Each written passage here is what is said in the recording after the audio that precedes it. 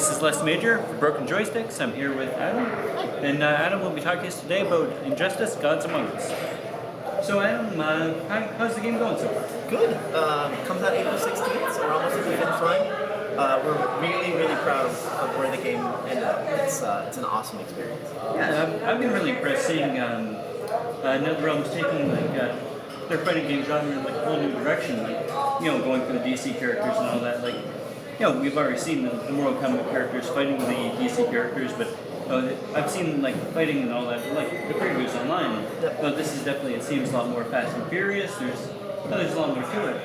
Can you tell us a little bit about the storyline? Yeah. So the story starts out with the destruction of Metropolis by a nuclear bomb. So that's a good starting point. And then it sort of tells the events after that and whatnot.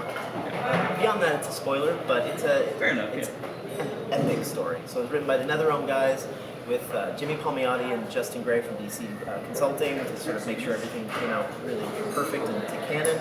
And the experience is just so much bigger and larger and over the top than Mortal Kombat's story. And that by itself is something we're hugely proud of. Well, certainly. Yeah. Well, that's been the exciting thing. Is especially with the recent Mortal Kombat games, it's been a lot more about story jumping from character to character. Is that how Injustice will play as well? Yep.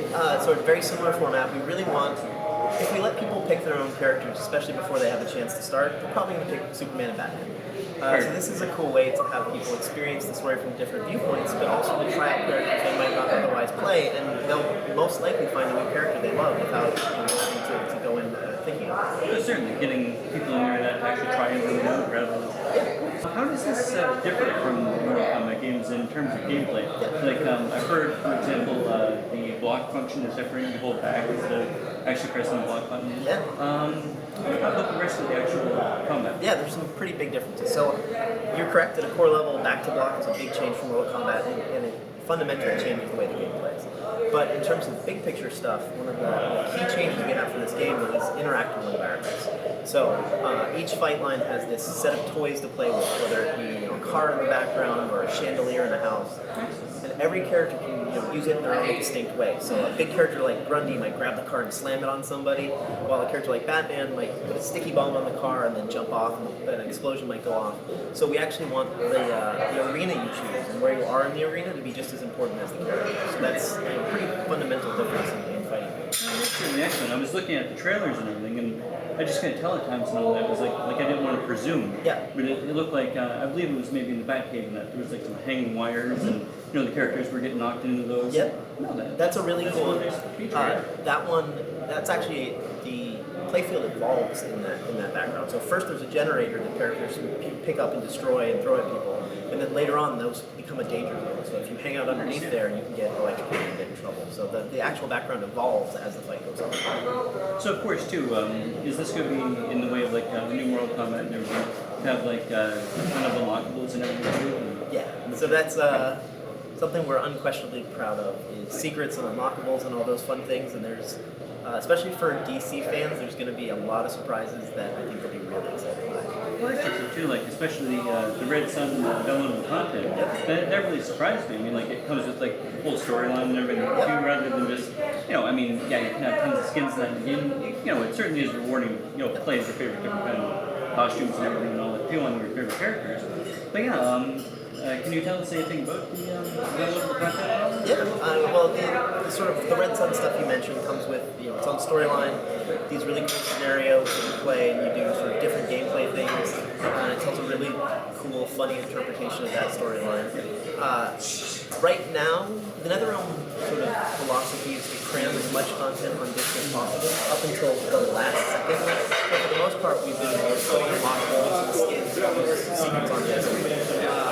Now that we're sort of reaching the finish line, we're going to start thinking about maybe characters, maybe backgrounds, maybe even more scenario and story missions. There's just a ton of content that we'd love to keep adding. Yeah, no, for sure. Well, especially, it sounds like a lot of you are definitely fans of the series, the different comics and everything. Yeah. How about, not secret characters, of course, but how about some other characters that we haven't seen too much of so far?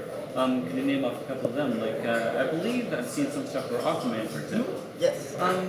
How does his fight style actually work? I mean, the only thing I could think of is more of a playful kind of, almost Capcom kind of thing, how you'd have, like sharks coming up in the middle of Metropolis Streets or something. But what's his place?